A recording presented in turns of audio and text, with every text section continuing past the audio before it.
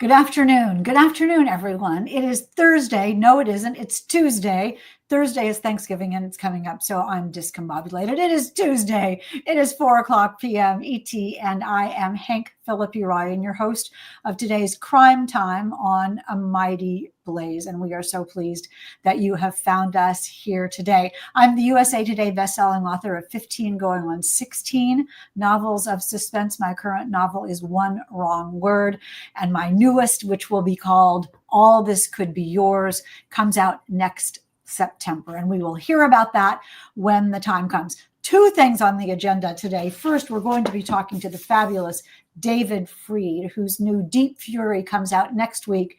It is terrific, and I'm going to tell you more about that in a minute. But first, let me show you this: the fabulous Orla Rafferty Seeks Her Fortune by our very own Margaret Pinard. She is the producer of Crime Time here on A Mighty Blaze, and she is a marvelous author in her own right.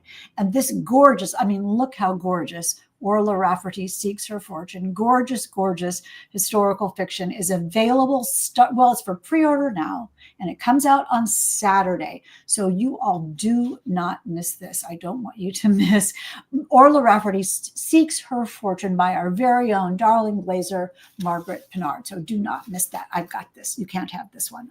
I'm keeping this.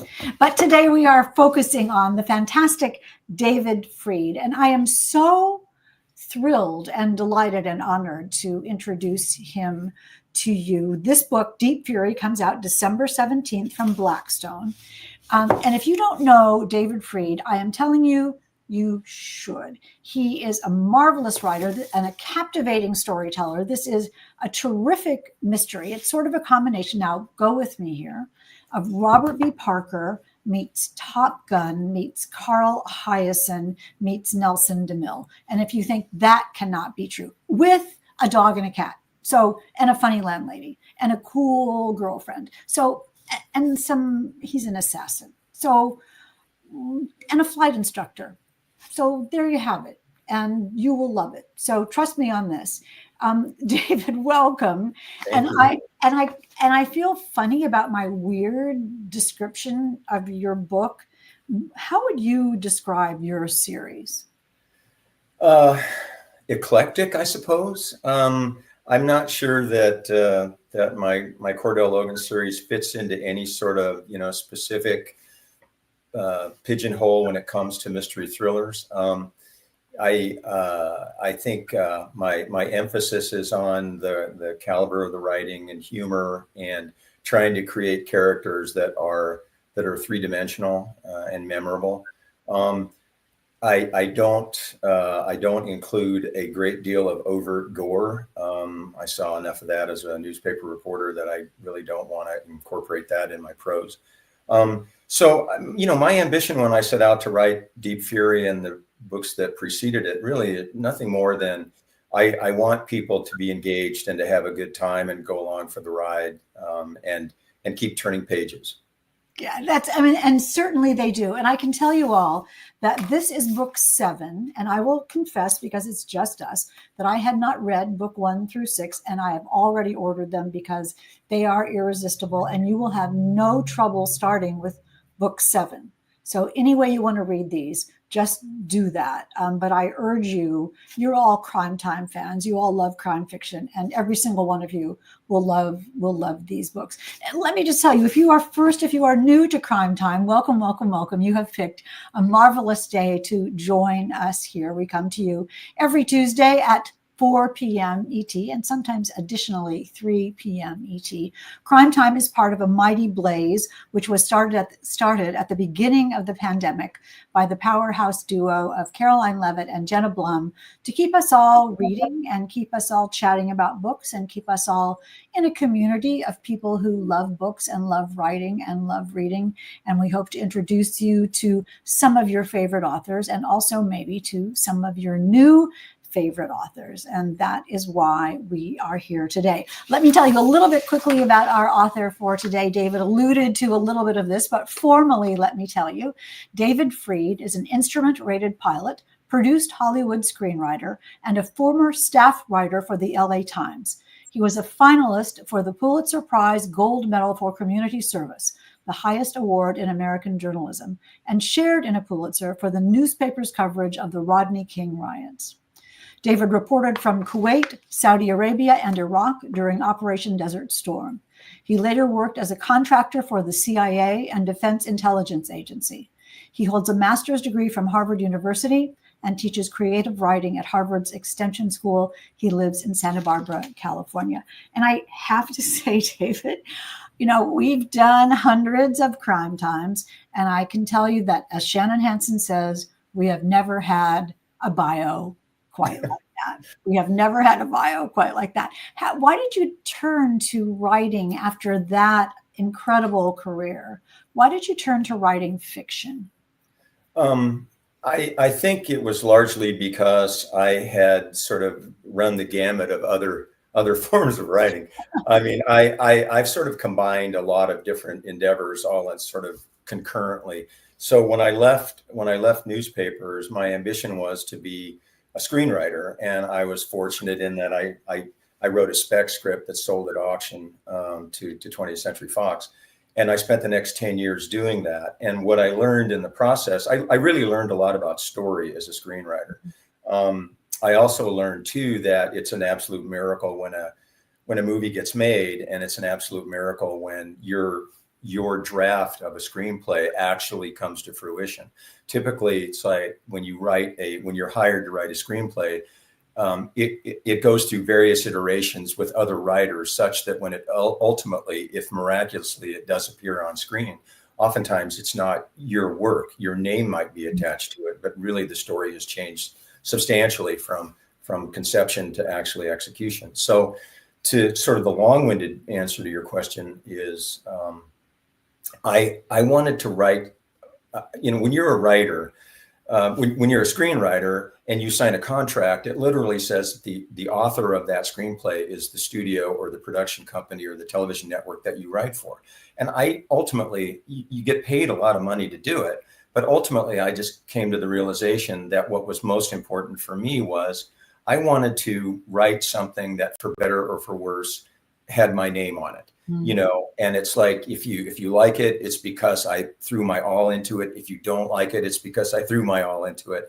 And so I had read, a lot of novels, a lot of mysteries. I would not say that I was an expert in the subject by any stretch, but I had read a lot of Robert B. Parker, for example, and I was really enamored of his style, the elegance of his prose, and the authenticity of his stories.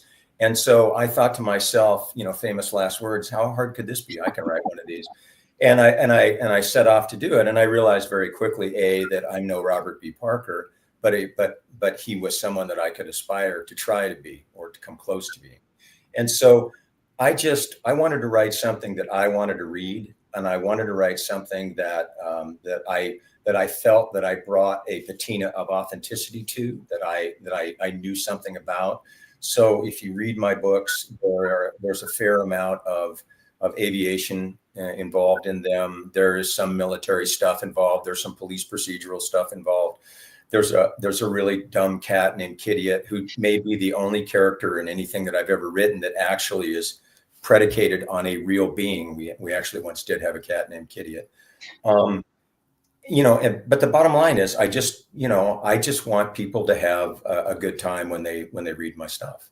It's so funny. I've been a television reporter at the time that I started writing my first novel, I'd been a reporter for 34 years or something like that. And when I had the idea for my first book, I actually said the same thing to my husband. How hard can it be to write a book? I've read 1 million of them, and I've done 1 million television stories. And it was one of the hardest things that I've ever done, even though we both had told stories every day. The feel, the heft of a novel and the necessities of a novel are different, but amazingly, wonderfully challenging. You created Cordell Logan as your main character. Can you talk a little bit about him?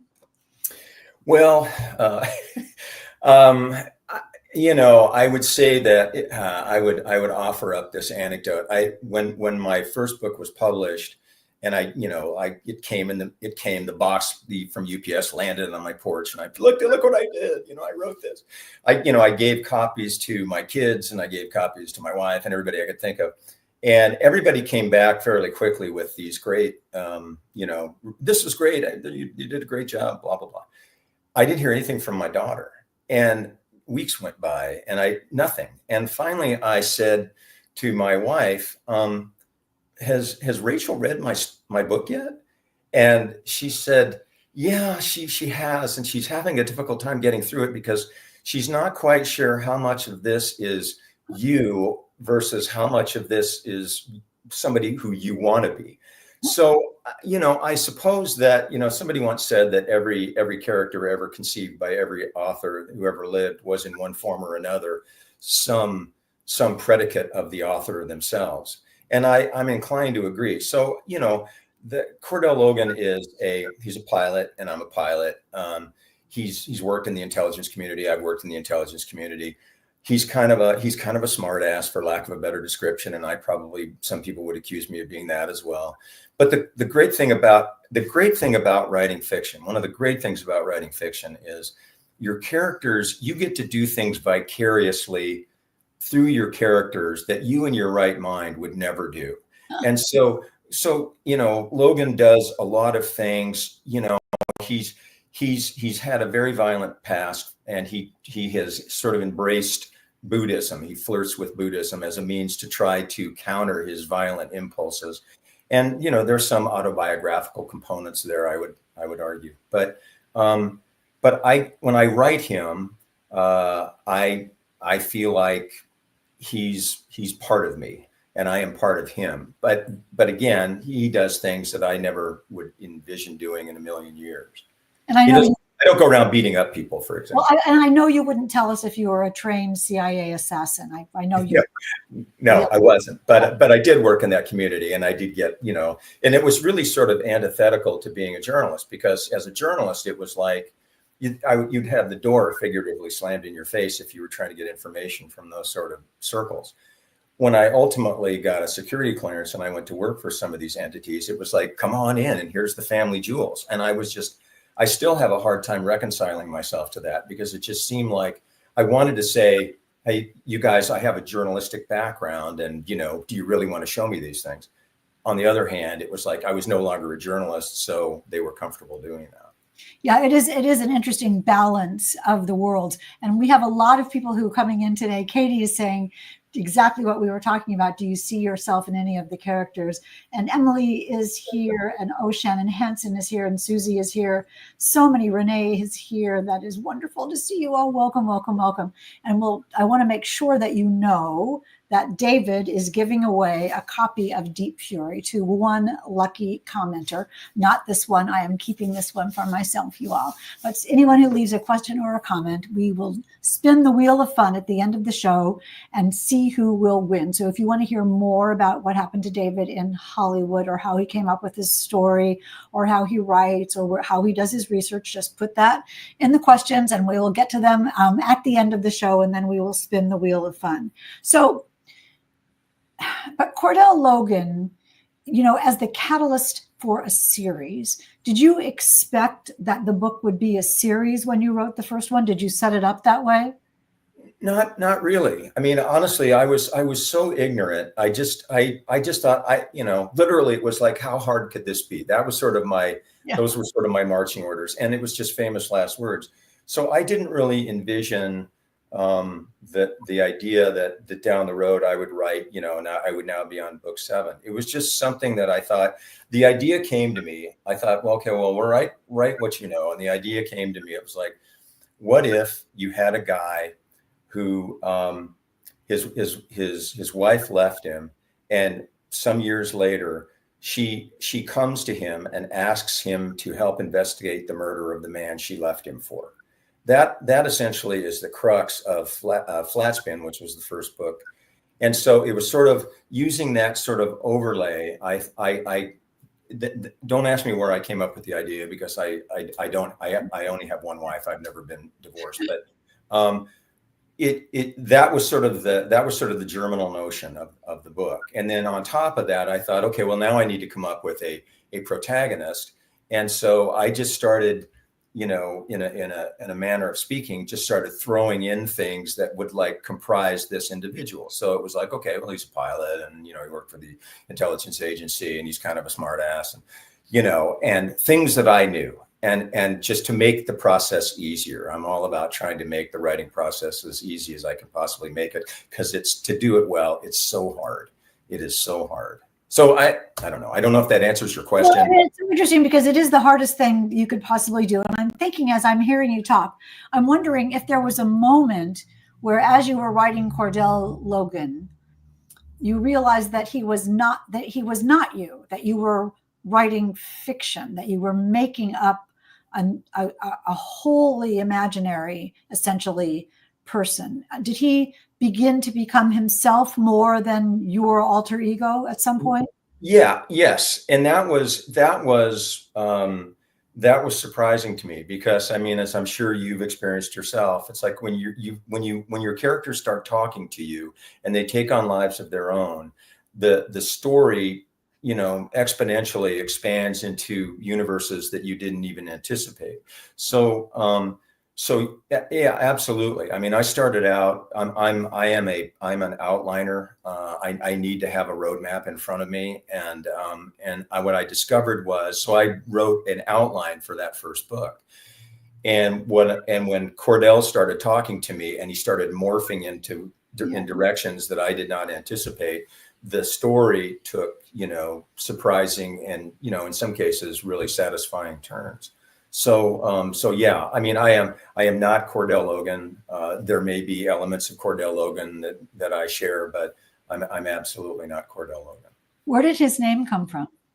I liked, you're going to laugh at this, but I liked Cordell came from, there was a quarterback who played for the University of Colorado that went on to play for the Pittsburgh Steelers, whose first name was Cordell. And I just thought it was kind of an interesting name. I had never heard it before, except for, I think one of Roosevelt's cabinet people was named Cordell Hull, I think. Yeah.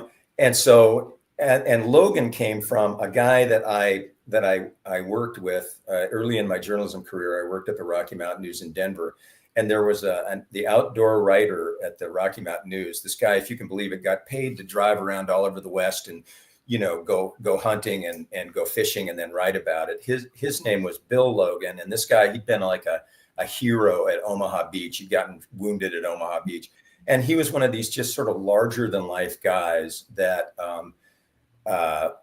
would say funny stories and would, constantly make you laugh. And it had this station wagon filled with shotguns and fishing rods and would drive around and get paid to do this.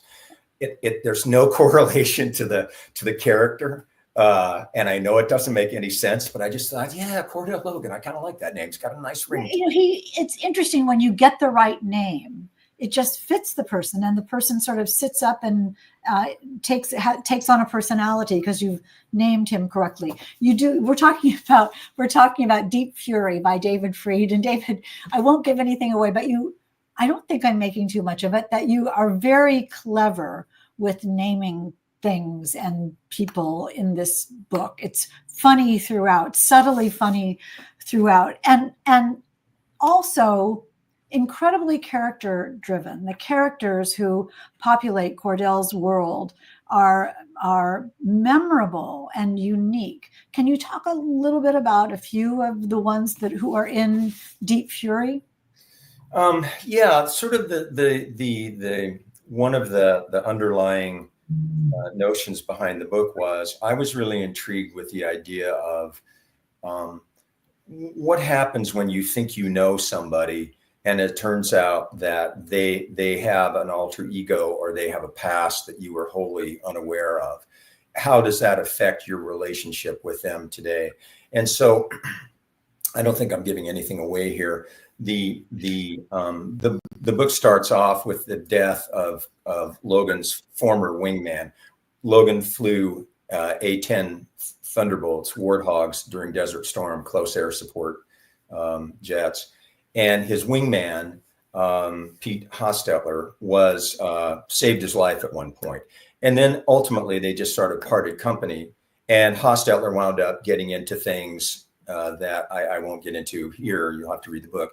But they were contrary to the notion of having gone to the Air Force Academy, for example, and having been a fighter pilot in the Air Force. And when Logan is made aware of these things as he investigates Hostetler's murder, it's difficult to come to terms with, because I think we all meet people in our lives who their images are cemented in our brains forever. And when you discover that there are elements about who they are that are contrary to that image, it can be a little jarring. So even though Hostetler is dead in this book, and that's when we meet him, they still have a relationship of sorts. There's also a recurrent character that seems to be a crowd favorite. Logan lives in a converted garage apartment. He lives in a town called Rancho Bonita, which looks suspiciously like Santa Barbara, where I live. And all he can afford is this converted garage apartment where he lives with this cat named Kitty. And his landlady is a retired octogenarian junior high school gym teacher from Bensonhurst, from Brooklyn, New York, named Mrs. Schmolowitz. And and she recurs throughout all the books, and she's kind of a sassy, with it, she's now, I think, in her 90s. But I remember when I wrote the first book, I had her at that point somewhere in her 90s. And she's predicated on many of my aunts that I'd had in my life, that were these just really feisty, know everything women that weren't afraid to express themselves. And when I wrote the first book, I remember my editor on the book said, "You need to change her age, because if this becomes a series, you're going to want her, bring her back, a lot." And so, and she was right. I get a fair number of emails from readers who just think that Mrs. Schmolowitz is the greatest character they've ever met. And, I can't disagree. She's really charming. Well, she's certainly in the running. There's no question about it. So as this story begins, I just want to tell a little bit about the plot without giving anything away. Cordell is on the trail of what happened to his old wingman. And the openings, when we find out what happened to him, which is like page 1, is this amazing, breathtaking opening scene. Can you tell us a little bit about that scene? It's not giving anything away. I think it's on the back of the book. So yeah, I think it's the first page. This older couple are sitting in their double wide mobile home, watching Dancing with the Stars. And all of a sudden the world explodes, and they think at first it's an earthquake. And as it turns out, it's a naked man who has fallen out of the sky through the roof of their mobile home and crashed in their living room. And I was inspired to write that because there was a little kind of a throwaway article that I read somewhere about a paratrooper. I don't even think he was an American paratrooper. He might have been a British paratrooper who somehow drifted off course and literally crashed through the roof of somebody's home. He fortunately survived and was injured a little bit, but he was okay. And the people inside were okay. And so, again, how how these things spin up in your head. I'm thinking, well, a guy crashes through the roof of somebody's, of somebody's home one night. That's rather dramatic. I could probably do something with that. And from that fundamental notion, I spun up, the opening of that book. It's funny how the dominoes fall when you get a brilliant opening like that, and the readers cannot wait to find out what happens. You're compelled to turn the pages to find out what happened and how that would happen and how someone thought they could get away with it. And we won't go there. We're talking about Deep Fury, with my pencil, but Deep Fury by David Fried. You were saying that your editor was saying early on that, let me just go back to this. So in this novel, and I don't want to give this short shrift, even though this is book 7 in the series, you absolutely can read them. And Emily is asking, can this book be read as a standalone? Absolutely so. You can definitely read it as a standalone, but you're going to want to go back and get all the rest of them too, because you will absolutely love it. So Cordell is on the trail of what really happened to him. And he's compelled to do that because one of the wonderful themes of this book is loyalty and even love and friendship and what we owe to each other and the depth of feeling, whether it's for an animal or whether it's for a human being or a loved one or a colleague. How important is that theme of loyalty in this book to you? Well, I think it's very important. I was not in the military, but I have many friends who were. I have a son who's currently in the military, and I know from observation just how important those connections are between people who have served in uniform, and how lifelong they are. And so absolutely, the relationship that the association that Logan has with Chalks Hostetler endures long after they've parted ways. So I wish I could tell you that the book behind the book is all about loyalty and enduring devotion to people. And I certainly that element is integral to the plot, but really ultimately, and this is not intended to be, self-effacing. My goal when I write a book is not to sort of like change the world. It's really not. It's not, and it's not to like sort of like underscore the lesson of how we should all be better human beings. I think when people buy a mystery, they want to be entertained. They want to be swept away in a world that they're maybe not familiar with. And they want to, arguably live vicariously through the characters.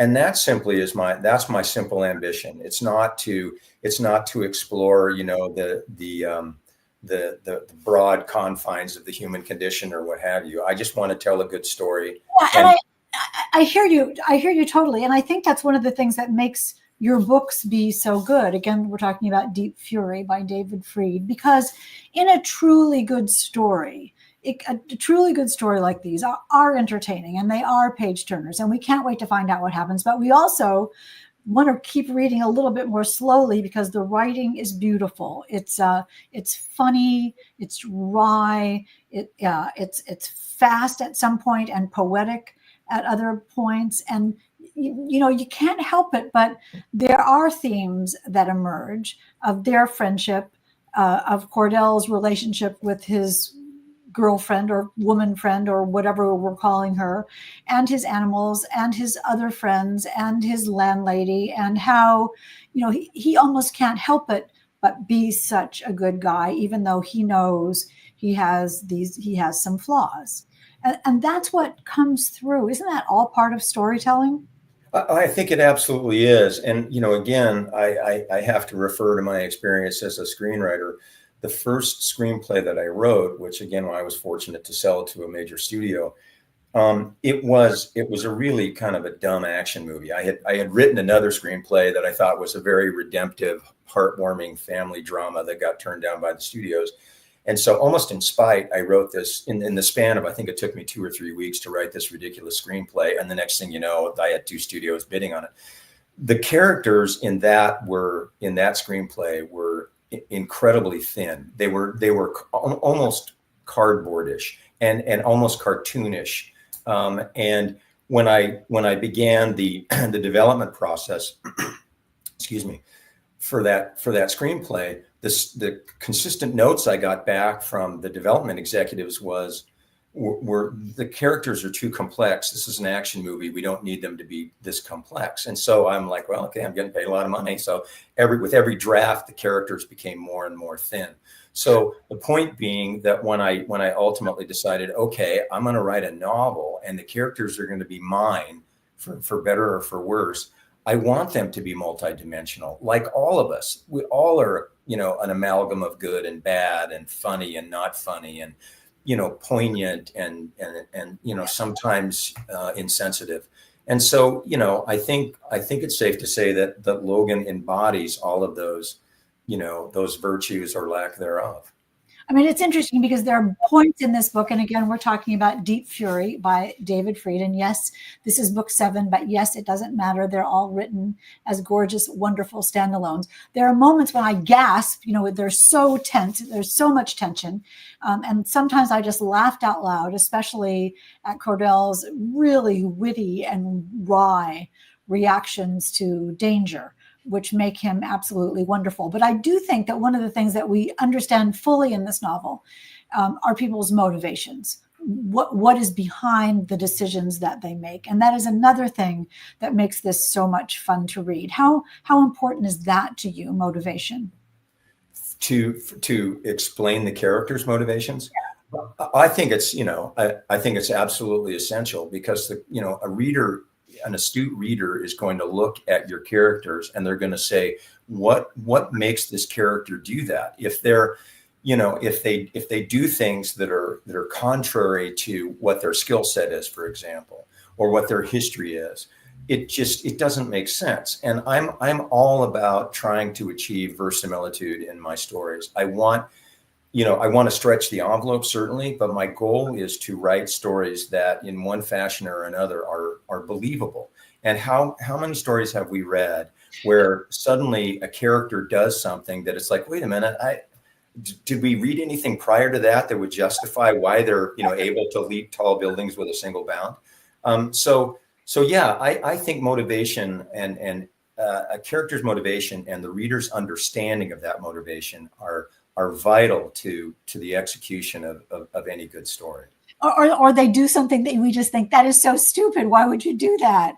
But once you give them the reasoning for doing that, then you can take your characters in a lot more places. One of the things I wonder if you must have learned along the way is that the difficulty sometimes always with writing a series is that the stakes of each segment of the series cannot be the mortality of the main character, because he's going to come back for book 4 and 5 and 6. And the reader knows this. We're not going to kill Cordell Logan because he's working on the next book now. What kind of a juggle is that to keep the stakes high enough that we care, but taking away that ammunition of being able to kill the main character, which you can't do? Well, it's a great question. And it's funny you should ask that, because I can't remember which book it is, and I don't want to steal anything from my previous work, but I killed off a character that many readers found endearing, and it comes as a surprise. And I'm telling you what, I got letters and email from people who basically said, I'll never read anything that you've ever written again because I can't believe you killed this person off. And to me, my rationale behind that was, when you write a mystery, your job is to keep the reader engaged and off balance. It's a mystery. You don't know what's going to happen next. And so sometimes you do have to throw a curveball in. So in a sort of in an abstract way, I took it as a compliment because people didn't see it coming. But as far as maintaining that momentum and sort of vesting myself, investing the reader in the future of each character, again, I'm not that bright, so I don't know that I actually consciously go that way. What I wind up doing is I think to myself, okay, you don't necessarily have to, if you wanted to dip into book 4, you don't necessarily have to have read the previous 3 books to kind of get the gist of it and understand who the characters are. And that's sort of a balancing act, because you can't, on the one hand, you have to provide just enough exposition to let the reader know that, okay, contextually, here's where that character is coming from. And on the other hand, it's like, I just don't need necessarily to anchor, the next book on the previous book. There are writers that do that wonderfully. I'm just not one of them. Well, I always say that, if you and I went out to lunch and I said, and you said, let me tell you what happened to me today, I wouldn't say, no, you have to tell me everything that happened to you for the past 20 years first before I can hear what happened to you today. I just want to hear what happened to you today. And that's how I think about series as well. The book that we're talking about, Deep Fury, I felt smarter after I read this, and it's fun and it's entertaining. And it's a page turner, but whether it's knowledge or research is so seamlessly woven into this book. The flying is gorgeous. Your other knowledge is gorgeous. The Buddhism is gorgeous. Does that? I'm trying to figure out how to phrase the question without saying, how do you do that? I mean, how top of mind is that seamless introduction of information? And how do you know what's just enough that's cool and technical, but not enough to bring your plane down, to keep your novel from flying? Yeah, again, it's a great question. I mean, I don't really know how to answer it. I mean, I'm reminded of that great, quote by Elmore Leonard, where, one of his rules of writing was, I try to leave out the boring parts. I try to do that. But as far as, that formula where you incorporate, information that you've acquired over the years of a technical nature, or, information that pertains to some walk of life that you've yourself experienced, I can't really tell you that I have some sort of magic formula there. I will say, I think that, if you read like a Tom Clancy novel, for example, where Clancy, it's page after page after page of military, jargon and technical aspects of weapon systems and things of that nature. In the back of my head, I always think of my reader as somebody who is just at any moment inclined to set my book aside and go watch TV, or, go look at Netflix, or go out in the garden, or do whatever they're going to do. So my goal is to try to keep them engaged. And if I veer too much into the technical, that may appeal to some readers, but chances are it's not going to. So I kind of try to keep a tight rein on that stuff and introduce just enough that it explains the character, why they're doing it, or it has some direct relevance to the evolution of the plot. But beyond that, I don't know what to tell you. I mean, I will say, the thing is that, I'm sorry, go ahead. No, I will say, I mean, but the one exception may be the flying. I mean, I love flying like nobody's business. And, my wife insists that I love my airplane more than I do her. That's not true. It's absolutely not true. But I do love flying, and I do love writing about flying, and I do love incorporating experiences that I've had, fictionalizing them, but I do love incorporating those in my books too. And I think that's one of the things that when I say research, it's not like, the fuel gauge is connected to the thing gauge, but like there's a tiny little moment where two pilots are talking, Cordell is one of them, and a plane takes off, and each of them stops talking and watches the plane take off, and then they go back to talking. And that is such a realistic, sweet moment. When I read that, I thought, this is really a guy who knows what he's talking about pilots, because he has lived that. And that's sort of one of the things that makes your books so wonderful, is those like little moments of super realistic reaction. Do those just come out as you're writing? Yeah, I think they do. It's that sort of, ephemeral thing where ideas come to you out of the ether, and none of us, I think, can really explain that. I mean, I have like great ideas in the middle of the night, and I'll wake up and write them down. And then half the time I look at them in the morning and this is really a bad idea. This makes no sense. But yeah, I mean, as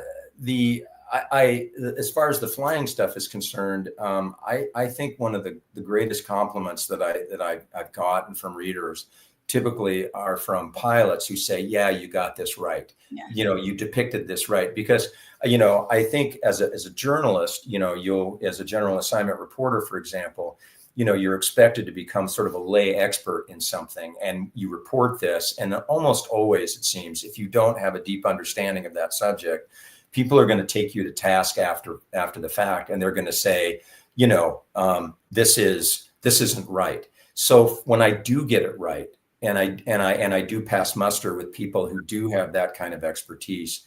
It's really sort of icing on the cake. Well, it's throughout. You all will love this book, Deep Fury by David Fried. This is book 7 in a series, but it's a series of standalones about a guy named Cordell Logan, who used to be in the CIA, was an assassin. Now he runs a flight school and is a detective on the side, and that's not the half of it. You will absolutely love it. He's hilarious and he's dashing and cool. And I wonder who would play him in the movie. Speaking of movies, you were tantalizing all of us, and there are questions in the comments about what is this movie that you're talking about and what happened with it. The movie that I sold? Yeah. Okay. Well, so it requires a tiny bit of background. So I was reading my kids a bedtime story one night, and my wife had checked out a book from the library, and it was called Super Grandpa, and it was based on a true story about a retired postal worker in Sweden who in the 1950s decides he would go around, he has this flowing white beard and rides around on this rickety bike delivering people's mail in this little village, and decides for whatever reason that he's going to enter the Tour of Sweden bicycle race, which is sort of like the Tour de France. And they say to him, look, you're an old guy, don't just go sit by the fire and enjoy your retirement. So for whatever reason, he decides he's going to enter this race, and it becomes he enters it surreptitiously, and it becomes sort of a tortoise and the hare race. While all these guys on their racers stop for the night, he pedals on and he winds up, it becomes tortoise and the hare, and people hear about this old guy and they start to line the racetrack and they're like, hey, here comes the old, and they start to cheer him on. And he literally wins the race. And not officially, but he wins the race. And I thought, man, this would make a great family movie. I could set it in like Colorado, where I'm from. It could be the I forget what the bike race is called over the Rockies, but it could be the relationship story between a grandfather and his estranged son and his grandson and blah, blah, blah. And so I got an option. I contacted the author of the book, got an option on the book, wrote a screenplay. By that point, I had an agent in Hollywood, gave it to my agent. My agent sent it to the studios, and the studios all kind of collectively yawned and said, it's too small and too soft to be a studio picture. So I got kind of mad, frankly. And I said, okay, I see what they want. They want a big, hard, stupid action movie. And so what could I write about? What could I write about? And I thought, I know what I'm going to do. And don't ask me again where the idea came from. I'm going to write a movie about a deranged Air Force officer who steals a B-2 stealth bomber with a nuclear weapon on board and sets off to go nuke his ex-wife in Washington. That was it. That's the idea. And I wrote it literally. I did about 10 minutes worth of research. I wrote it literally in spite. It was like one of those bad horror movies, where I was like, this is so improbable. No one's going to believe this. And I wrote this thing in about 2 or 3 weeks, and I gave it to my agent. And by that point, I was working for CBS News, helping cover the O.J. Simpson case. Uh-huh. And I was sitting in my office at CBS News in Los Angeles one morning. The script went out to the studios on like a Friday or a Thursday. And like the next Monday, I'm sitting in my office and my agent calls and she says, well, we have a bidding war between 20th Century Fox and Columbia TriStar for your script. And it was one of the greatest days of my life, because it was like she would call about every half hour to tell me, okay, now they're offering this much. Now they're offering this much. Now they're offering this much. And ultimately, by the end of the day, it was like astronomically more money that I could ever even conceive of.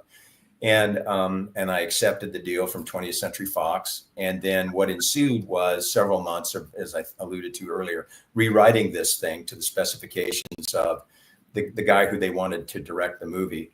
And then ultimately the final draft that I was hired to write went into the studio. The studio said, the characters are too thin. We need more character development, which was like, what? You told me to take out the character development. And, but anyway, that's how it works in Hollywood. I didn't take it personally. Everybody gets fired. But it allowed me, they were like, the name of the screenplay was called Stealth. And it was sort of my entree into Hollywood. Then from there on in, whenever I went to a meeting to see whether I was going to get hired to write another screenplay, they go, oh, you're the guy that wrote Stealth? It never got made. It got it got rewritten by like 10 other writers and then ultimately got put on a shelf. And I have no idea where it is today, but it allowed me to, it allowed me to have adventures in the entertainment industry for a decade. And it also allowed me to buy a house in Santa Barbara where I live today.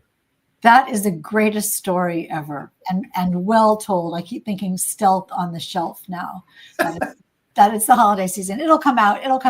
That is a great story. I mean, my final question, and then we'll get to some from you.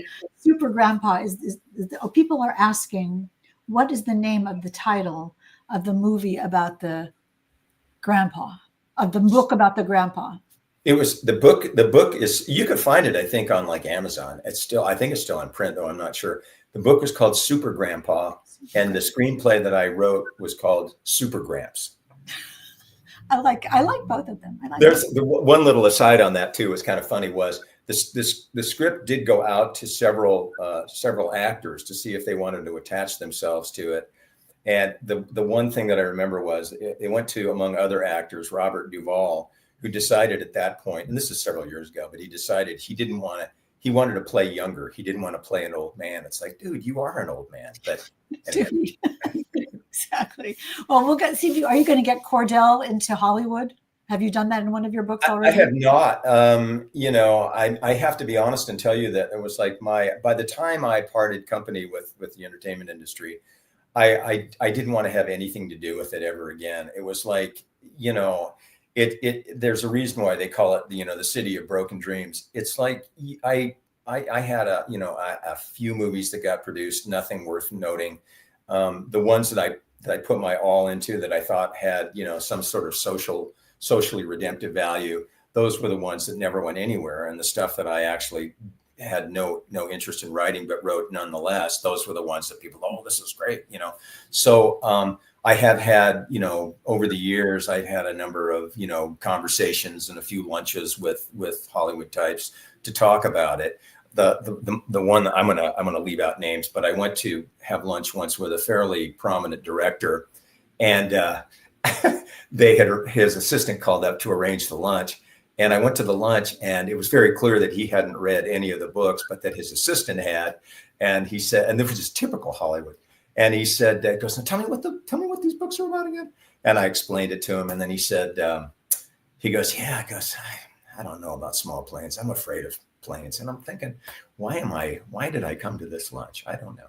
But I mean, that's been sort of the. That matters that he's afraid of planes. I mean, it doesn't matter. It's just all about him, right? And whether he's afraid of planes. Not that he might have passed up on the absolutely brilliant idea for a Netflix series. Just saying, if any of you are listening and can make that happen, here's a good possibility for you. People are clamoring to ask you questions, and I have asked too many times. Pair of questions, says Mighty Blaze. What are the questions? Of all your professions, which one do you love the most, says Emily. That's a fantastic question. If I were completely honest about it, I still consider myself a newspaper reporter. When I got into journalism, it really was with the notion that I was doing, quasi public service, the public's right to know, the public's constitutional right to know. And I still dabble in journalism occasionally. I do, I'll write magazine pieces here and there. I've written a fair amount for the Atlantic. But each endeavor, I think, has had its rewards and its challenges. I still can't get over. My security clearance is not active anymore, but I still can't get over some of the stuff that I was allowed access to, as a non-journalist. So there was that, and I have to say one of the great rewards writing novels is the way you are treated as a writer by your publisher, and by the readers. I think by and large, when you're a screenwriter, as I said earlier, it's like, your work really is not your own. When you write a novel, if your copy editors or the other editors decide they want to change a "the" to an "un," they ask you if that's okay. And it's, that takes a little getting used to. And I greatly appreciate that. And I really, really appreciate the fact that people will take the time to sit down and for however many hours it takes to actually read your stuff and reach out to me. I respond to every email I get. I'm honored when people, take the time out of their busy lives to reach out to me. And so, I think that I think I've enjoyed all of them. I think probably newspapers more than anything, but that was a long time ago. A long time. Would you go back? I have thought about it at times. I think that it is a journalism to practice it well, and you may know as well as anybody. It's sort of an all-in sort of thing. You can't do it in a sort of a casual way. It's like, I had a bag always packed so that if my editors called and said, we need you on a plane to go somewhere, I would be ready to go. I mean, holidays were missed. Kids' birthdays are missed. I thought about going back under the political circumstances. And then I thought, no, very, very candidly, I just don't know whether I could muster the necessary objectivity that I think you have to have. It's balance, especially these days. Absolutely. So I think we have one last question. Margaret is urging me to wrap it up. Renee says, do you get bored easily? That's such a I don't actually. I'd like to think that I don't. I think my attention span is pretty good. I'm trying to think if there's anything that bores me. I'll tell you what does bore me, and at the risk of offending some of my relatives. Some of my relatives they're not good storytellers. They don't know how to edit themselves, and so stories will go on and on and on. I had an uncle who unfortunately passed away, who I just loved dearly. But back in the day when minutes on phone calls were free on the weekends, I knew that he was going to call, and I would be on the phone for an hour and a half with him, talking about virtually nothing. And, and it was important to him, and ergo it was important to me, but I found myself being sort of impatient about that and bored, and, People are laughing. You can make him into a character. That's exactly what he was a truly great guy. That's a sweet memory too. That is a sweet memory. Speaking of sweet, let us spin the wheel of fun now to see who wins Deep Fury by David Fried. We will spin the wheel of fun. Is this not great? And someday we'll get music for this. And the winner is, lucky you, Mary Garrett. Wonderful. I know Mary doesn't read books. She reads ebooks. So Margaret, if you can set it up to spin again, and we will get Mary something wonderful. If that's not right, Mary, if I'm wrong about that, let me know. And the winner of David Fried's book for sure is Kathy Lanigan. Kathy Lanigan reads books. I know that. Absolutely. So Kathy, you know what to do. Email me and we will email David's publicist, and David's publicist will get you the book. Thank you, Kathy. You are a good pal and a veteran of Crime Time. And I know you will love this book. The rest of you know what to do. Run, click. Get a copy of this novel for yourself. It is a marvelous holiday gift for any of those husbands, boyfriends, uncles, grandpas who you have a hard time finding a good book for. They will absolutely love this, and you will too. My husband has been eagerly awaiting for me to finish it so he can grab it as well, since I've been talking about it for the past week or so. So thank you all for coming today. David, thank you. I hope you had fun. I did. Thank you so much. I really appreciate it. This was a great time. I agree. Before I let you go, you all, let me just tell you that next week here on Crime Time, we are double booked, and that is a good thing. I told you sometimes we have a special 3:00 show, and that'll be the case next week at 3 p.m. ET. We are going to be talking to Rachel Housel Hall, and her new book, it's her first romantasy, and it is awesome, called The Last One. Look at that cover. Look, that's a pretty interesting cover. So we'll talk to Rachel Housel Hall at 3. And then at 4:00, if you may have heard the first chapter on First Chapter Fun today, at 4:00, look at this Hollywood book. Speaking of Hollywood, David, The Close-Up by Pip Drysdale, all about someone whose heart is broken, a writer whose heart is broken in Hollywood. So we have a theme. See, we didn't even try, and we got a theme. Let me also remind you about our own darling Margaret Bernard's Orla Rafferty Seeks Her Fortune. You need to seek this book. And today we have talked about Deep Fury by the fabulous David Fried. Do not miss this. Thank you all for coming today. We have had a marvelous time. We will see you next time. And remember, till then, it is always safe inside a book. And we will see you next time. Love you.